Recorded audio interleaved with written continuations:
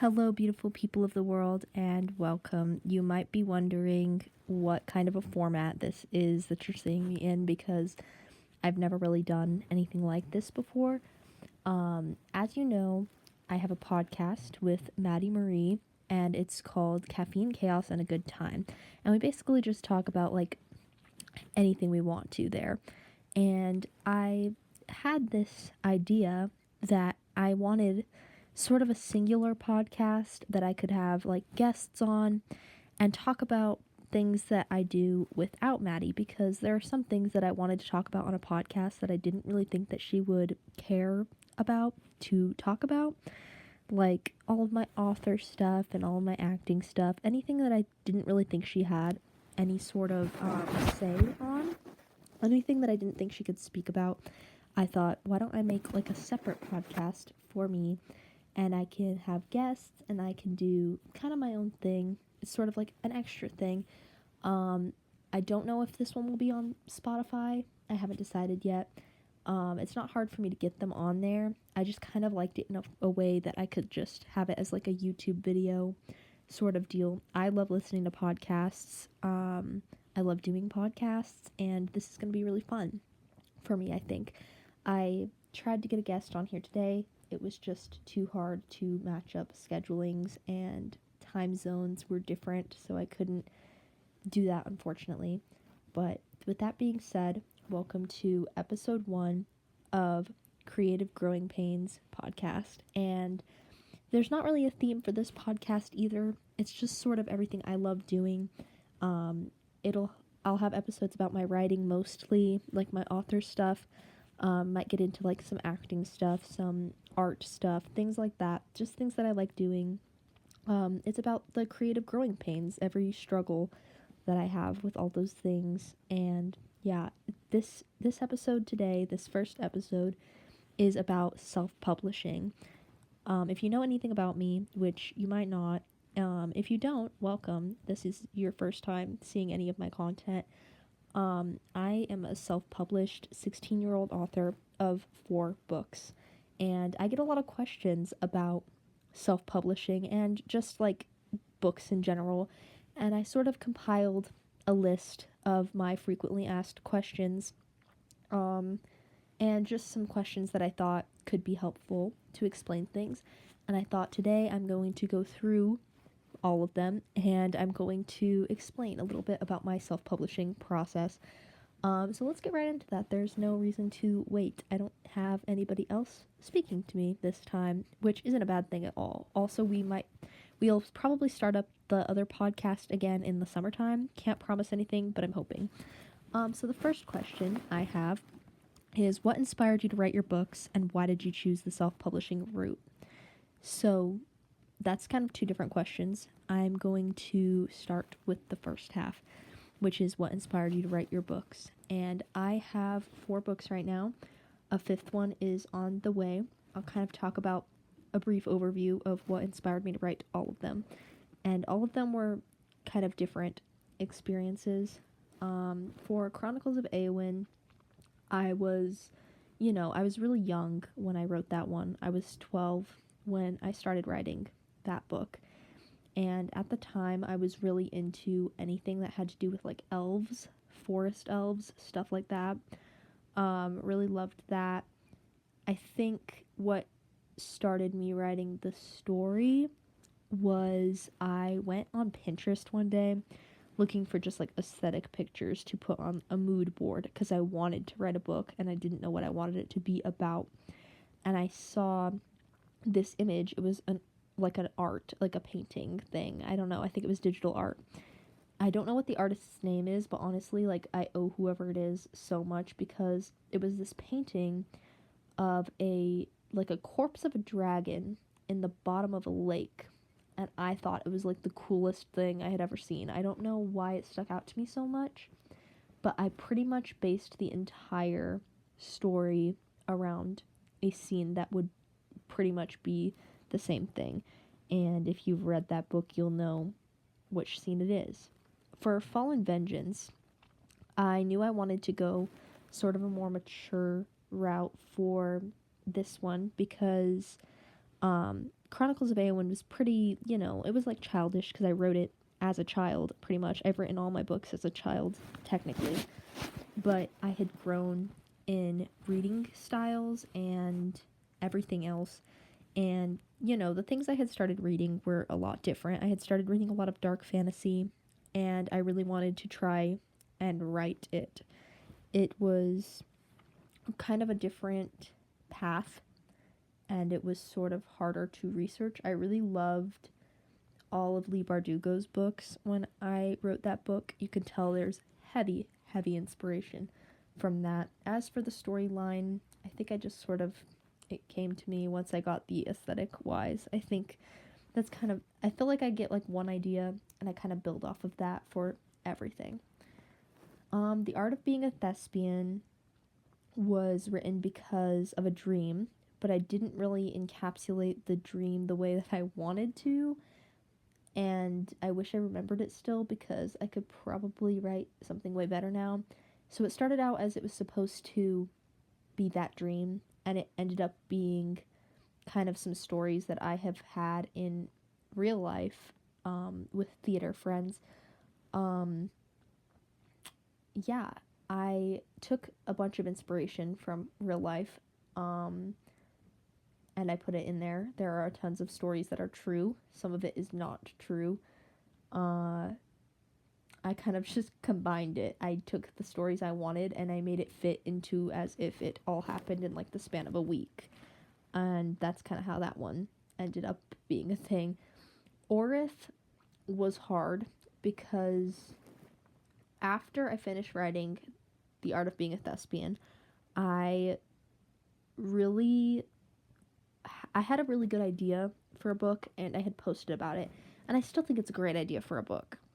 But I just think I went about writing it the wrong way because it was not fun to write at all. And I really struggled putting things down on paper, and I forced myself to write that book. And it's almost finished, honestly, if I ever wanted to go back to it. Don't know if I will unless you guys really want me to. And I scrapped that idea. I had a different book idea as well, which could also still be a thing because I do really like the story. And that one was fun to write, but I don't know. It wasn't really, I don't know. I feel like you can tell when you start writing a book if it's going to make it to the end, if you're going to finish it and you're going to publish it. And that one just did not make the cut.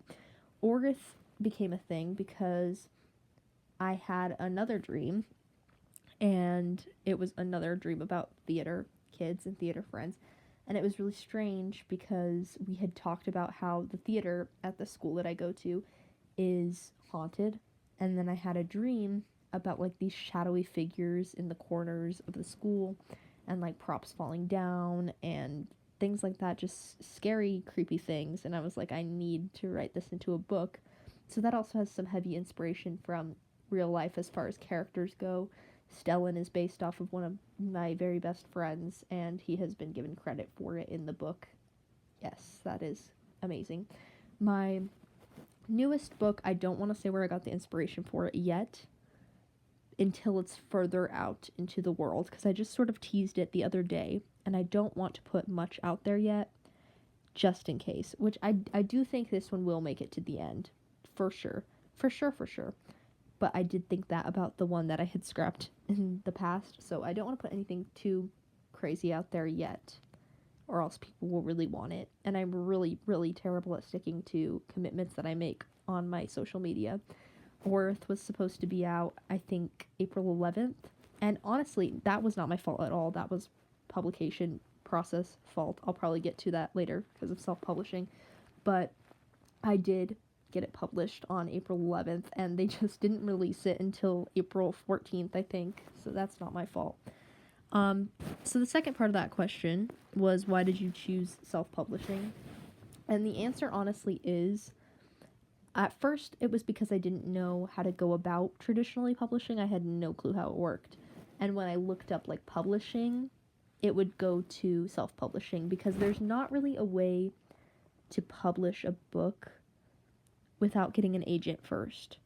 So I didn't know that when I was 13 publishing my first book, so I just did self-publishing. After that point, I wanted to traditionally publish. I've wanted to traditionally publish every book that I've done after that. However, getting a literary agent as a teenager is very, very hard because you don't have to put your age at all. But I did because in my eyes it was like, oh, like that's something cool about me that they'll think about when they are choosing between clients. I thought it would be something that would make me stick out. But a lot of times if people see that you are a teenager or look you up and see that you're a teenager, they'll just delete your email or delete your message because they don't think it's worth their time. So especially because I make my presence so known on social media, there's no way for me to go about getting an agent as a teenager because they'll just look me up and then pretty much delete any sort of contact they had with me because they think it's a joke or they think it's not worth it because they think that teens cannot write good books, which could, I mean, yeah, sometimes that could be the case, but they need to give it some consideration, I would think. So that was my reasoning. The next question is, can you walk us through self-publishing journey from first draft to publication? And I can try my best. I made a TikTok video about this a while back that was kind of like everything you have to do to write a book, because I feel like as a young author, when I was first starting out, I didn't really have any guidance of what I was supposed to do. I just kind of did it and hoped, and I prayed for the best. And you can't really find a good guide step by step on how exactly to write a book, edit it, create your own cover, publish it, everything. Yeah, there's not a lot that explains it thoroughly, and I wanted to be the one to do it because I needed something like that so bad when I was starting out. But as far as like first draft to publication, definitely formatting your book before you start writing is very helpful. Sizing your pages, adding your headers and your numbers, and I can do a tutorial for all of that stuff if you need it. Like, it makes it so much easier knowing the font and the size and everything that your book's going to look like as far as formatting before you start writing, because I made the mistake with my first book to write it all on like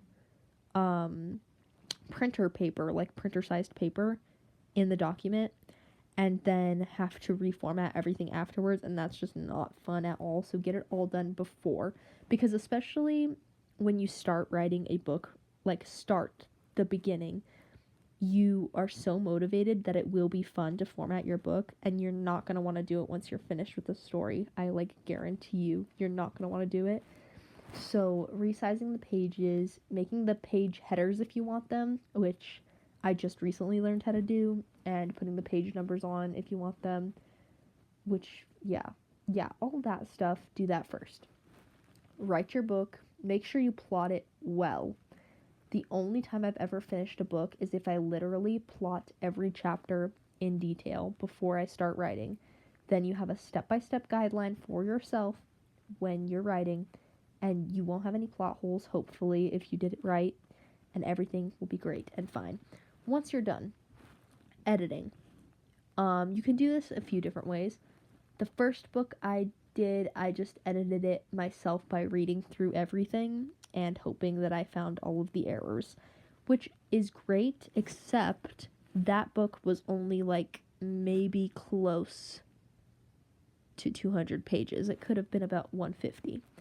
So that was easy for me.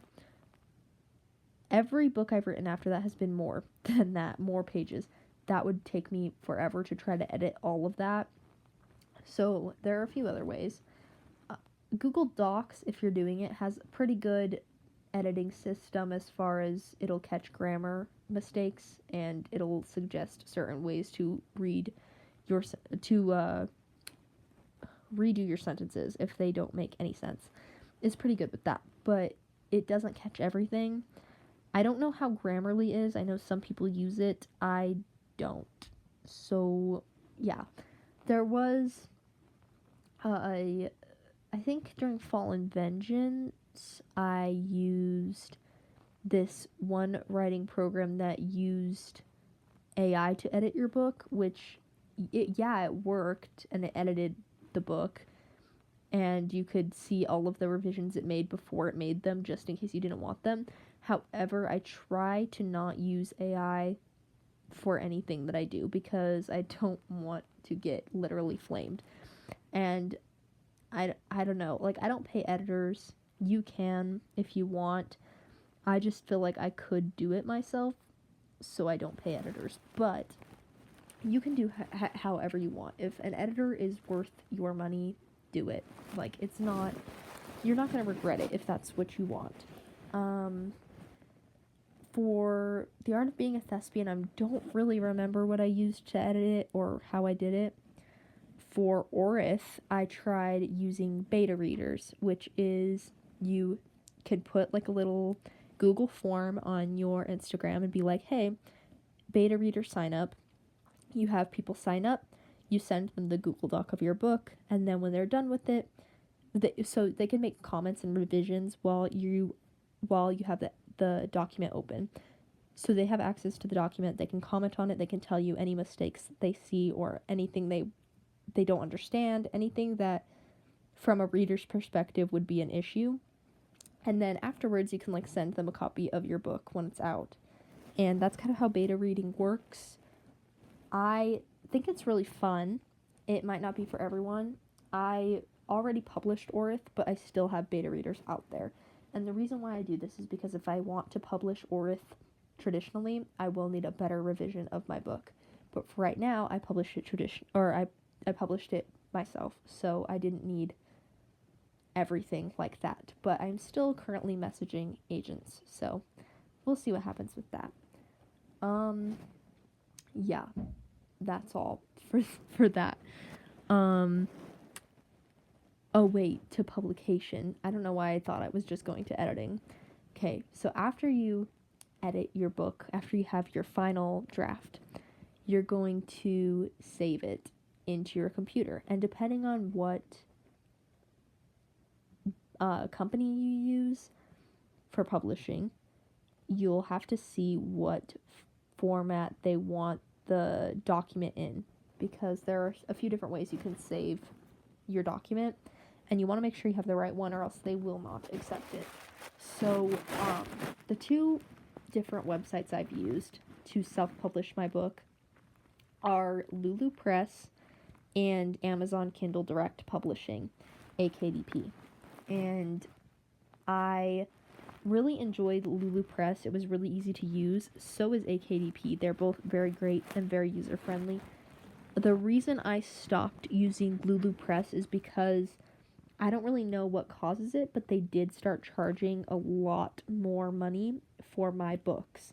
And I didn't really have a say in that because they do like a $7 minimum of profit that you make from your books. So if you set your price a certain amount and you will not make $7 of profit off of that after they pay the people who make it and everything like that, they will not let you sell it at that. So my books were going to have to be like $25 to $30 in order for me to make $7 of profit based on what they were made out of and everything they had to do. And I just did not like that at all because honestly, as far as my writing goes, I'm not doing it for the profit. I'm doing it for literally everything else.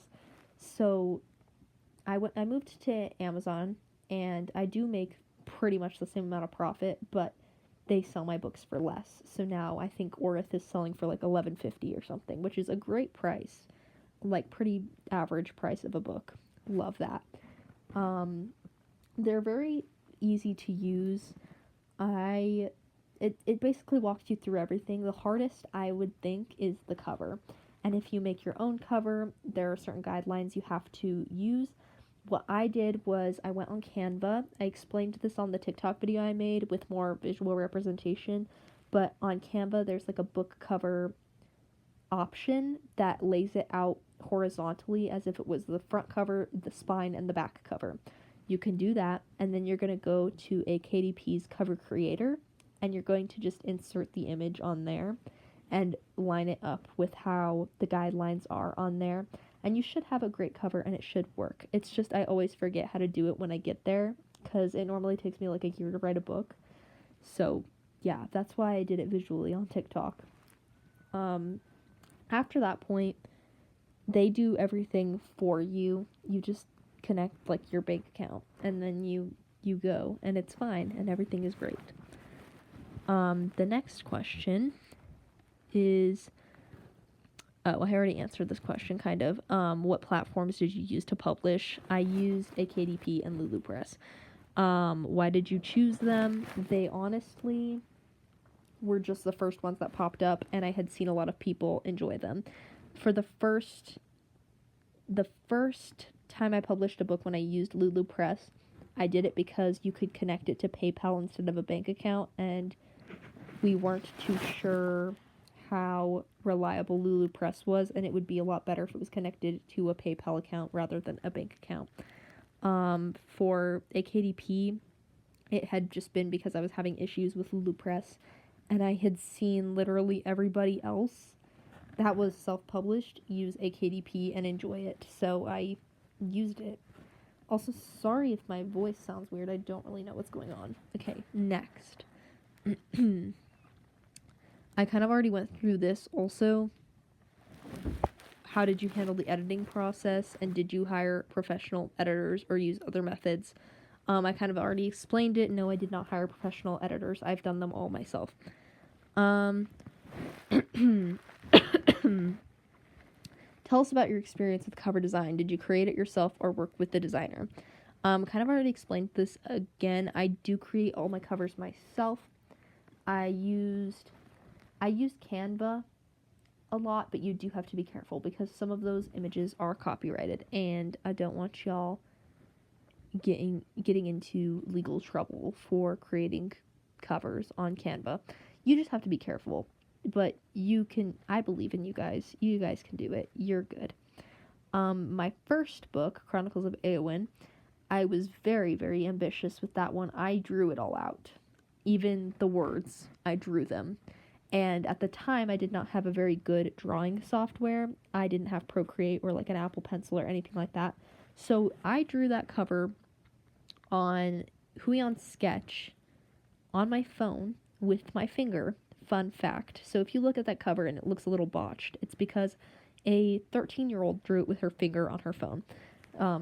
Yeah, that's a fun fact about me that I don't think I've ever said in any sort of context on any of my social media. So, fun fact. How did you approach pricing your book, and what factors influenced your decision? Literally, after I got rid of LuluPress and I wasn't doing that anymore, and there wasn't a requirement for like a minimum amount of money that my book had to be, I would find, and I do this a lot, and it's great because especially when you're sending things to agents, you need mock titles, which is basically a book that you think your book is similar to, so you can tell them what readers your book will appeal to. So I find a book, for every book that I write, I find a book very similar to it.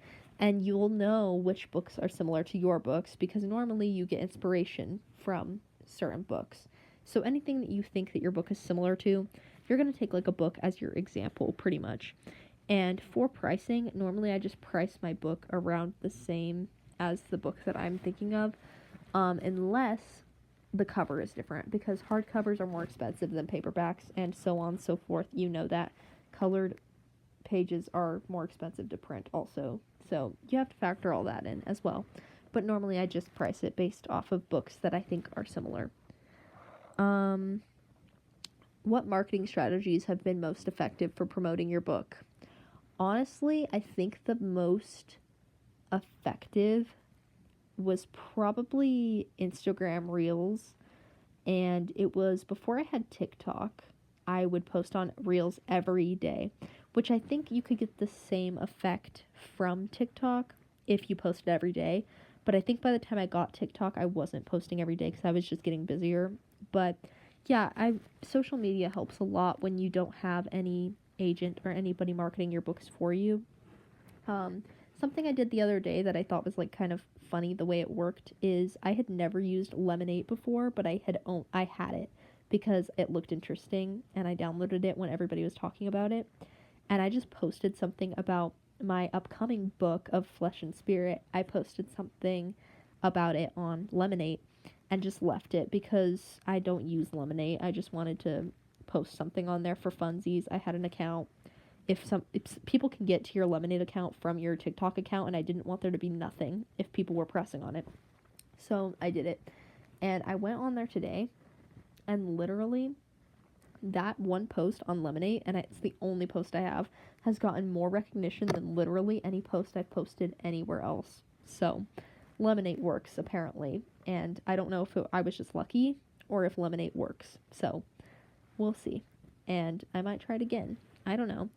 I was going to post something on there today, but I have this idea for a post, and I need to wait until my author copies of Orth come in the mail, and then I'll do it. And then, so follow me on Lemonade, I guess. What else? What were the biggest challenges you faced during self-publishing process? The biggest challenges is literally just the formatting and everything that it tells you that you're doing wrong, because every time you think that you've finally done it, it'll be like, oh, this is wrong, go back and redo all of it.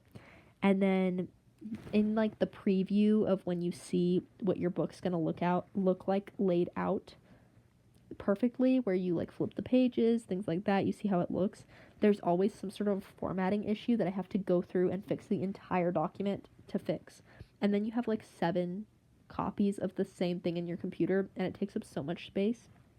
And just like, yeah, that's kind of what happened when I said Orth came out late, but it wasn't my fault because I had it in on April 11th. Yeah, that's why, because I didn't know that they email you what's wrong with your book when they draft it again. I thought I was just doing something wrong. So I would publish it and it would say in review, because they have to review it to make sure it meets their guidelines. And then it would end up resetting the next day and say draft. And I was like, okay, what's happening here? I don't really know what's going on. So I would just keep going through the same thing and not changing anything and just trying to publish it again, and it wasn't working.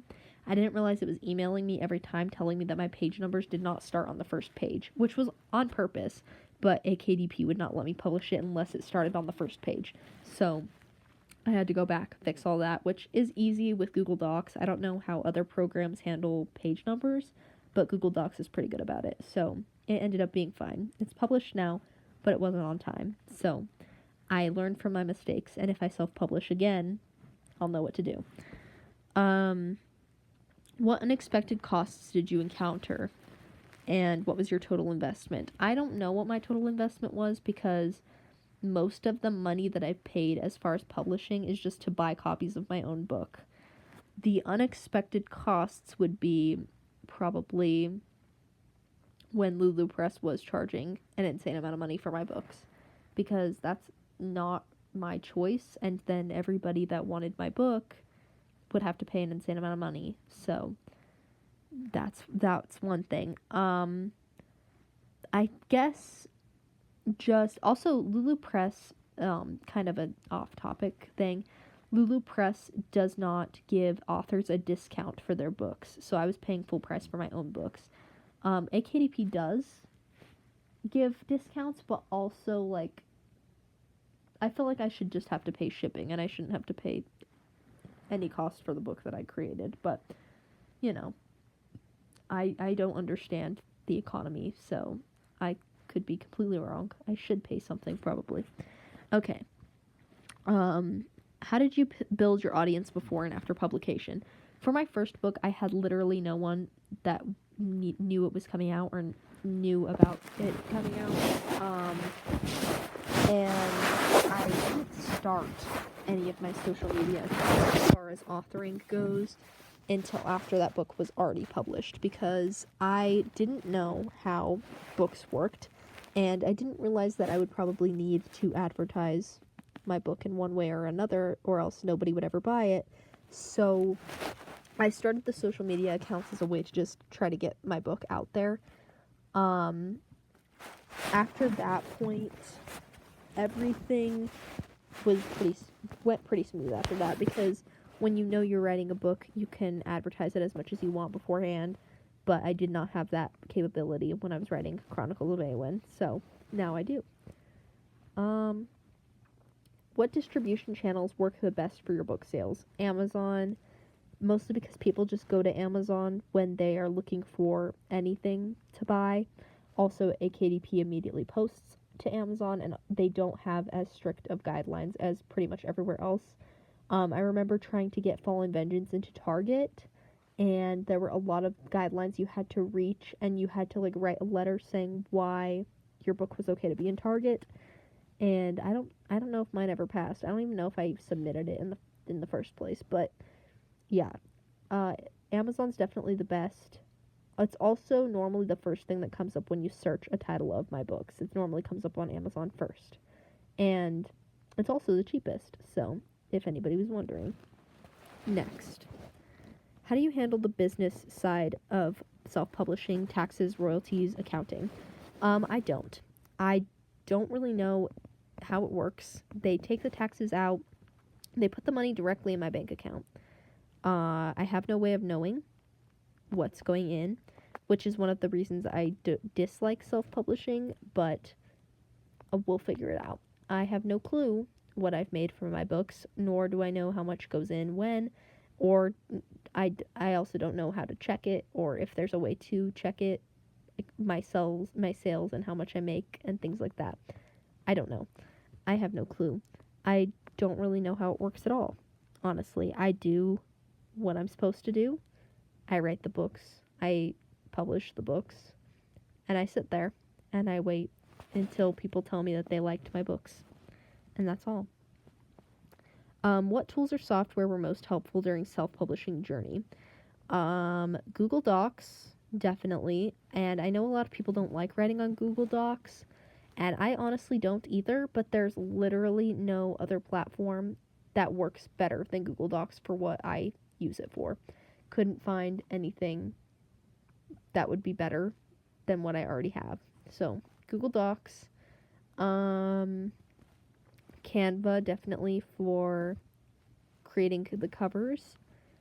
AKDP for publishing.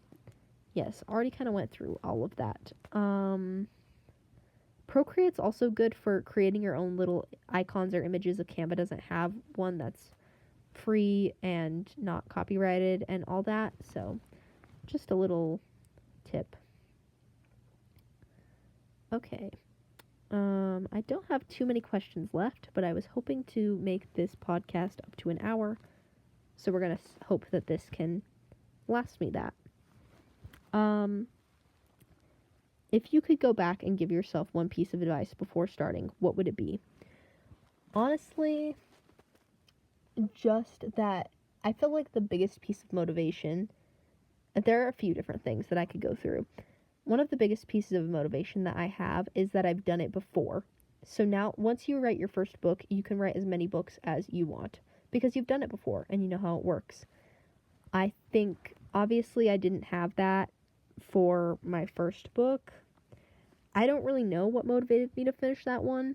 Honestly, I'm proud of myself, I guess, but I don't know how that book, I don't know how it lasted. I guess probably because I plotted it out really well before. I feel like you can't have a successful book unless you plot it out as detailed as I do.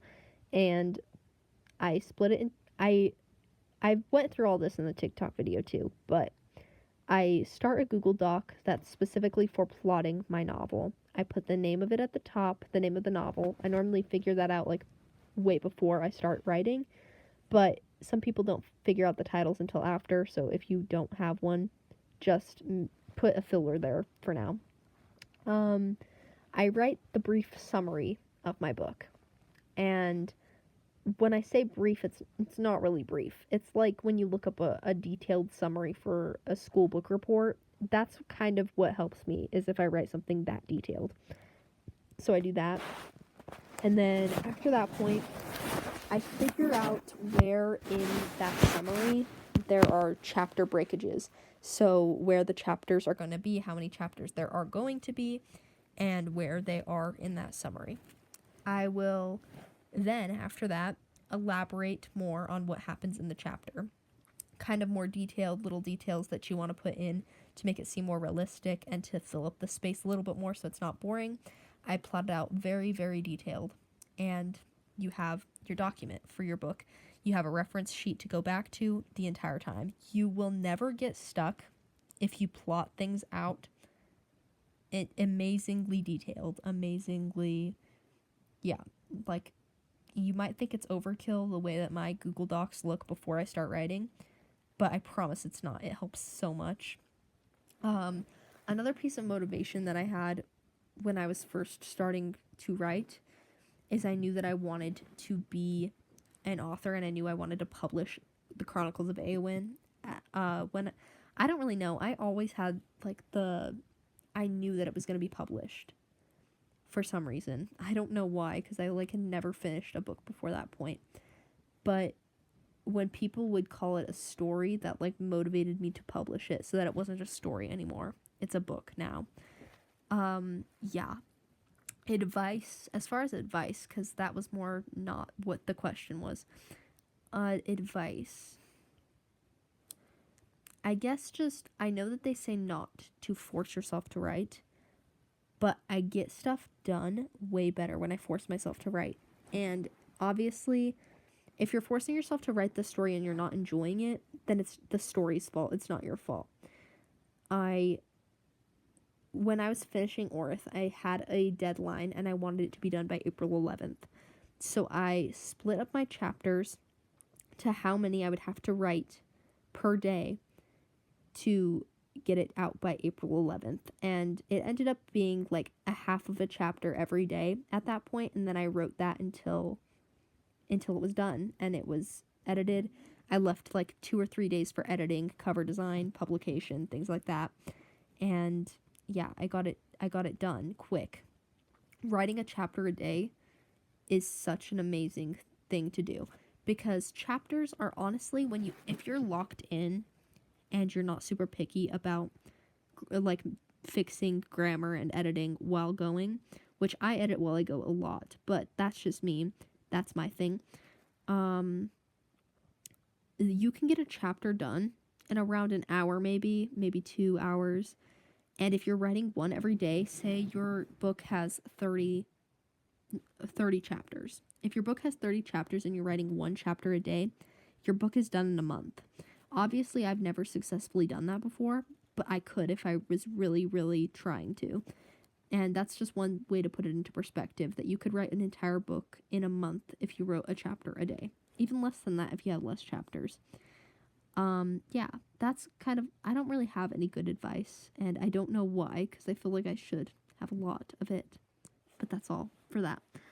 How do you measure success as a self-published author? Honestly, the same way that you would measure success as a traditionally published author, especially now with the development of social media and how people are always using it. There's always a way to track your success, because obviously I didn't have a lot of people looking at my content before I started posting every day. Everybody starts from somewhere. Everybody's accounts start at the bottom and you grow as you go. Even my YouTube account right now, as I'm doing this, I know my YouTube account is not big at all. My Instagram has the biggest following of anything. I'm hoping to grow all of my platforms this year. I've always hoped for that. But you track your growth by seeing the people that you are influencing and seeing the people who are following you. I could track my growth based off of how, I had some people at the time, at the peak of my Instagram account, when I first hit 1,000 1,000 followers, which doesn't sound like a lot, but it's a good milestone, because that's the biggest milestone I've hit so far. And I think what tracked it for me was, I had 3 or 4 people that were my diehard I don't want to say fans because it's not really what they were, but they were like my supporters. They would comment on everything, they would ask questions about everything. They were excited for my next books. They still are. And I think that's one good way to track your progress is if you're influencing people so much that they want to know more about what you're doing and they're specifically asking for what you're doing even when you're not posting about it. They're just messaging you. They're going out of their way to message you about your books. And I think also the lemonade thing was really strange. It was kind of like it was sort of a taste of what it would be like if I was more famous as far as social media goes, because it was like opening it after not opening this app in like a week, and I go through and I have like so many comments that I have to go through, people asking for arcs of this book that I just started writing like 2 days ago, and people asking for when it's going to be published when I just started writing it, people telling me to find a publisher because they want to read it. Literally people who just saw one post about this new book that I'm writing, they really want it to be out. They want to read it already. And they are asking for ARC copies. If you don't know what an ARC copy is, it's an advanced reader's copy. And it's kind of what I give to my beta readers. It's like a early access to the book, physical book itself.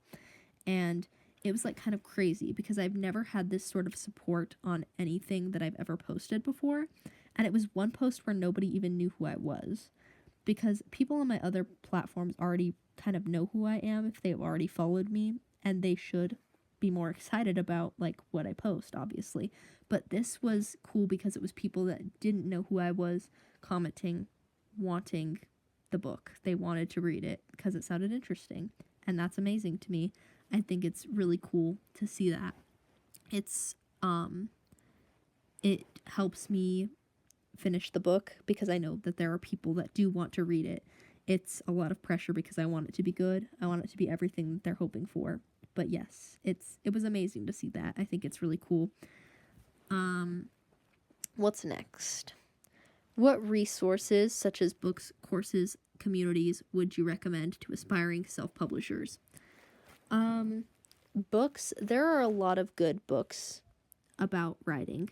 There are not a lot of good books about what to do after you've written your book, but I don't know. I feel like biographies, things like that, are really fun to read about people's lives.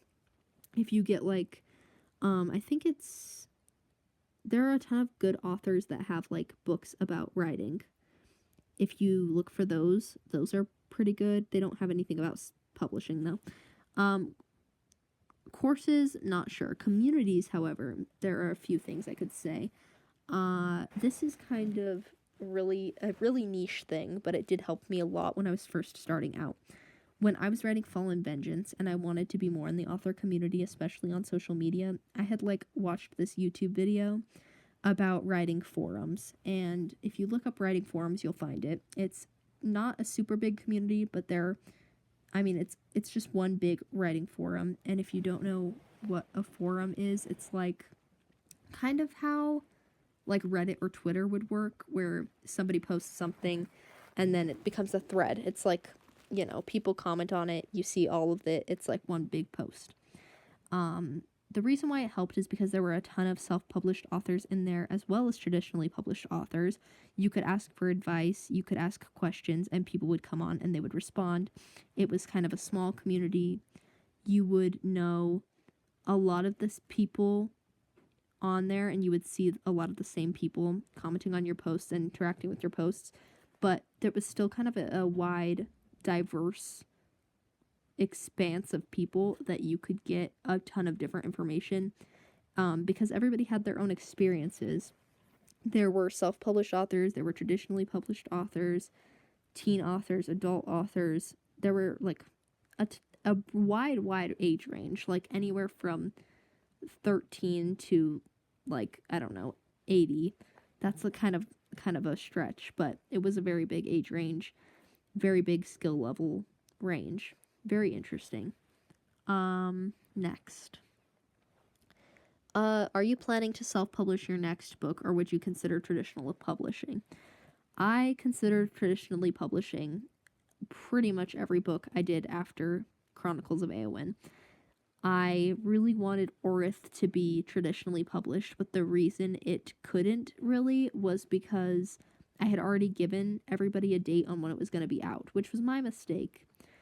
But if I could get an agent before Of Flesh and Spirit comes out, then that one could potentially be traditionally published. If I can get a big enough group, like community on my social media, then I would have no reason to need an agent, but it would be a lot more helpful, honestly. I just don't like getting other people involved. I've always loved doing things myself. That's why I still traditionally publish, because I can control everything. And I'm very scared to ever let anybody else interfere with that process. That being said, I would consider traditional publishing for Of Flesh and Spirit if that is what is right at the time. I just never know what's right at the time until I find it. Until I know. You don't know until you know. You know, that doesn't make any sense at all. But you will know if it's correct. If it's a correct path.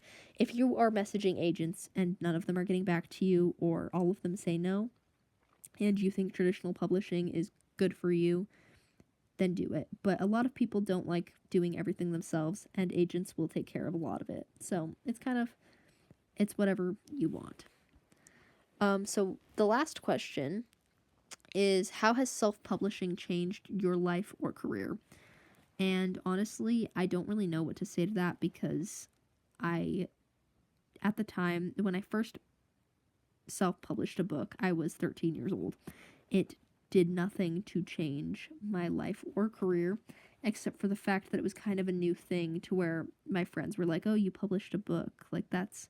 And it was a weird mixture between people being amazed and people being really weirded out, because when you write, you're like the weird kid. I've always been like the weird kid. So it didn't really change anything. I think it's really funny how I have like 4 self-published books and nobody like really bats an eye, honestly. It's not super important. I don't mention it that often, and it's weird because it's really important to me. But if I'm talking to someone, I don't really mention it unless it literally comes up. If someone's like, oh, I've always wanted to be an author, then I like just casually lore drop that I am. But yeah, it hasn't really changed much about my life. Obviously, when I published my first book, it changed a lot, because I don't know, I feel like if I never published my first book, I never would have gotten around to publishing anymore, because the biggest motivator is that you've already done it. And I've already went through that. So yeah, that's all of my questions. Didn't quite get to an hour, but I don't think it really needs to be, especially it's just me talking. This is proving my point that I could literally talk for hours by myself. I think that me and Maddie always made our podcasts an hour, and that was 2 people speaking. I'm almost at an hour, and I'm just one person yapping. And I have questions, obviously. I have like a guideline, but I still think that I could probably yap for an hour with no guidelines. So yeah, that's all for now. If you have any more questions about self-publishing, I'd be happy to answer them. I don't really know when this podcast is going to be up, but I really wanted to do it. I didn't want to keep putting it off, even though I couldn't get any guests. There will eventually be guests on this, I'm hoping. I don't know how often I will be posting episodes like this. I'll probably mostly still be posting just regular videos when I can, but these will be very fun, and it's what I've been wanting to do for a while. So I hope you enjoyed this format. I hope it was kind of an interesting thing for you to listen to. Sorry about like my weird raspy voice. Don't really know what's going on, but yes, I'm hoping it's not too annoying to hear me over and over again, and I'm hoping I wasn't too repetitive with my questions. All of the answers seemed similar. But yes, that being said, have so much fun in your authoring self-publishing journey if you decide to go the self-publishing route. if you decide to go traditional publishing, that's amazing too. But yeah, keep writing. Goodbye.